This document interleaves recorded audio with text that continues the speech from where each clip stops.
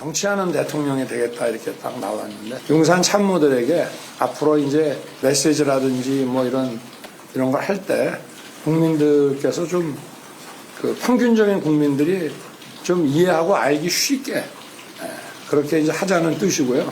국민들께 좀 더 다가가서 우리가 나가는 방향에 대해서 더 설득하고 소통하고 야당과의 관계도 더 좀 설득하고 소통하는데 주력을 하겠다는 뭐 그런 뜻으로 이해를 해주시면 되겠습니다.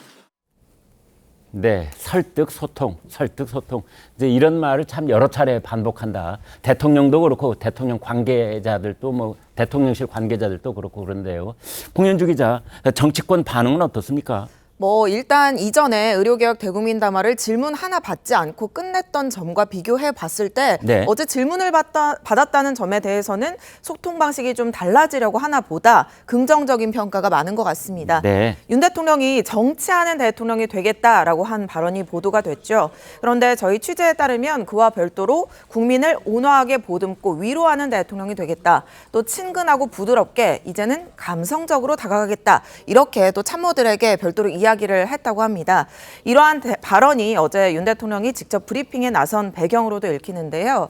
이 사실 첫 번째 대통령이 비서실장을 직접 소개하려고 브리핑을 한다라는 이야기가 나왔을 때 저희 현장 기자들이 그럴 수 있다. 이제 좀 달라지려나 보다. 이런 반응이었거든요. 네. 그런데 오후에 또다시 정무수석까지 대통령이 직접 발표하려고 한다. 이 소식이 전해지자 다들 굉장히 하루에 2번 내려온다는 거는 처음 있고 이례적인 일이기 때문에 다들 굉장히 놀랐었습니다. 또 기자들 질문을 받는다는 것도 1년 5개월 만인데 사전 예고가 전혀 없었거든요. 현장에서 즉석으로 윤 대통령이 궁금한 거 있습니까? 라고 물은 것에서 시작을 했기 때문에 굉장히 또 이례적이어서 앞으로는 소통 방식을 좀 달리하겠다. 이 총선 패배 원인으로 지목됐던 불통 이미지를 이제는 좀 벗어보겠다라는 의지의 표명으로 해석이 됩니다. 그렇군요. 여러분 방금 들으시면서 어느 매체는 1년 5개월 만에, 어느 매체는 1년 7개월 만에 좀 오락가락하는 모습 보실 수 있었을 겁니다. 그건 이제 어느 시점부터를 따지느냐인데요. 그냥 평균 내서 1년 반 만에 이렇게 이제 생각을 하시면 편할 것 같습니다. 대통령 말씀 중에 이제 보면은 뭐 소통, 설득, 그리고 평균적인 국민이 알기 쉽게 하겠다. 이런 얘기가 이제 귀에 들어오던데요. 차재원 교수께 여쭤보겠습니다.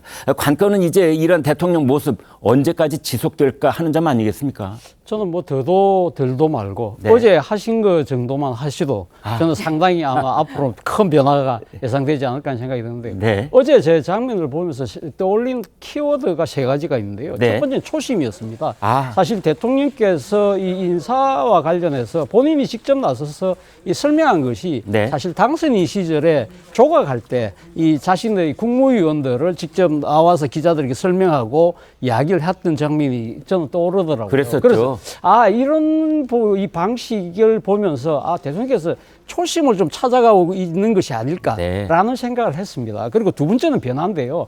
결국은 지금 총선 민심이 지금 요구하고 있는 이 국정운영 기조에 대한 변화를 아마 또 본인 스스로가 좀 몸소 보여주려고 하는 그런 모습이 있었다는 것이고요. 네. 그리고 세 번째는 소통입니다. 앞서 말씀하신 것처럼 기자들과의 질문을 1년 반 동안 안 받았잖아요. 네. 사실 어떻게 보면 기자들이 질문이라는 것은 민심의 일종의 궁금증일 수도 있는 것이거든요. 네. 이러한 부분을 받아들이겠다는 자세, 그리고 이 지금 어제 이례적으로 뭐 2차례나 했다는 그런 부분들이 계속적으로 지속만 된다고 한다면 국민들 입장에서는 이제 윤 대통령께서 정치를 하시구나 라고 진짜 생각하시지 않을까라는 생각이 듭니다. 네. 이제 정말 윤 대통령이 정치를 시작하는구나. 이걸 이제 국민들이 느끼게 되려면 3가지 점을 짚어주셨습니다. 초심으로 돌아가는 것, 변화를 꾀하는 것, 그리고 소통에 발벗고 나서는 것. 이런 말씀을 주셨는데 김민수 대변인께 여쭤보겠습니다. 자, 이러한 것을 국민들에게 보여줄 수 있는 일들이 지금 이제 곧 닥쳐요. 모레 영수회담 있고 그 뒤로 한동훈 전 비대위원장 만나는 일, 그게 지금 남아있지 않습니까? 네, 지금 먼저 두 사건이 지금 굉장히 국민들 관심을 많이 받고 있죠. 네. 근데 이제 영수회담 같은 경우는 어찌됐든 간에 정부와 야당의 입장에서 지금 윤석열 정부가 들어오고 나서 가장 큰 협상 테이블에 같이 앉는 그 기회인 것 같아요. 네. 네, 근데 이게 지금 비단 정부의 부담뿐만이 아니라 민주당 내에서도 굉장히 심리적 부담을 안아야 되는 사건이고 안고 있을 것이라고 생각합니다. 왜 그렇습니까? 네, 첫 번째로는 이재명 당대표가 윤석열 대통령이 취임 이후에 8차례나 영수회담을 주장했었어요. 그랬죠. 예, 최근 일이 아닙니다. 네. 그럼 국민들께서는 왜 이재명 대표가 저렇게끔 권위주의의 산물이라고 하는 영수회담을 8차례나 요청했었는지 그 이유도 굉장히 궁금할 거예요. 네. 그럼 그것을 표면적으로 최근에 들어와서 계속해서 민생이라고 했거든요. 네. 그럼 이재명 당대표가 그리고 민주당이 민생에 대한 현안들을 어떻게 정부와 풀어가려고 하는 것인지도 굉장히 궁금해할 것이고 기대를 가지고 있을 겁니다. 네. 그렇기 때문에 민주당 역시도 영수회담에 어떤 좋은 결과물을 얻지 못한다라고 하면 이 역시도 정치적 부담으로 돌아올 것이다. 네. 라는 부분이 있고요.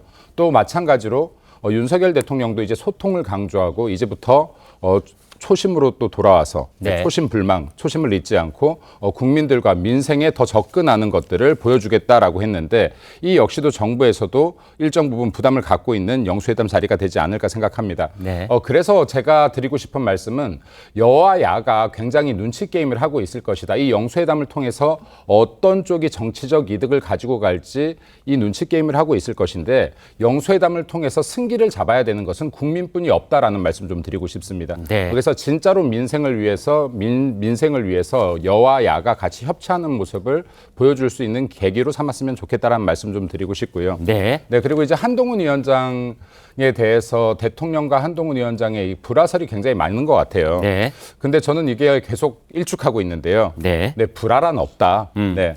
왜냐하면 한동훈 위원장과 윤석열 대통령이 다른 편이었던 적도 없고요. 그리고 네. 총선 과정 내내 한 가지의 목표를 가지고 한 방향을 보고 함께 달려왔던 사람들입니다. 네. 이 과정에서 의견의 다른 차이는 어떤 곳에서든 발생할 수가 있겠지만은 네. 이것이 궁극적으로 윤석열 정권의 승리와 그리고 국민의 민생 안정과 정책 개혁 방향의 추진이라는 것에 대해서는 둘 다 같은 생각을 가지고 있을 것이다. 변함없이. 네. 그렇기 때문에 이 부분을 야당이나 또 일부에서 계속해서 불화설로 끌고 가고 싶어 하는 것 같은데 충분히 힘을 합칠 수 있고 합쳐야 된다. 그래야지 국민을 위한 길이 열리고 민생을 위한 길이 열린다라는 말씀 드리고 싶습니다. 근데 대변인께서 지금 이제 주신 말씀은 원칙적인 이야기 그리고 일반적인 얘기를 해 주신 건데 사실은 대통령이 이제 비서실장을 통해서 한동훈 전 비대위원장에게 월요일 점심 먹자 했는데 건강상 이유로 그걸 거절을 했어요.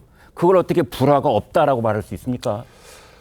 실제로 건강도 많이 안 좋기도 하고요. 네. 네, 그리고 제 생각엔 그래요. 이걸 심각하게 보지 않으려고 한다 그러면 네. 대통령께서 밥 한번 먹자라고 했었을 때 진짜로 몸이 안 좋다라고 하면 이 일자를 미룰 수도 있는 부분도 있을 거라고 보고요. 네. 또 그리고 이것이 지금 한번 이렇게 약간 일정이 마찰이 생겼다라고 해가지고 이것을 그냥 불화라고 해서 심각한 상황으로 무조건 바라보는 것 역시도 좋지 않을 수 있다. 네. 그리고 이제 이 부분에 대해서도 식사 일정이나 그리고 만남 일정 자체가 이 이후에 충분히 잡힐 수 있고 이를 통해서 대화가 더 깊이 일어날 수도 있는 부분들이니까 좀 더 지켜볼 필요성이 있지 않겠나 생각합니다. 불화가 없다는 현실 파악입니까? 아니면 불화가 없어야 된다는 의지 표명입니까?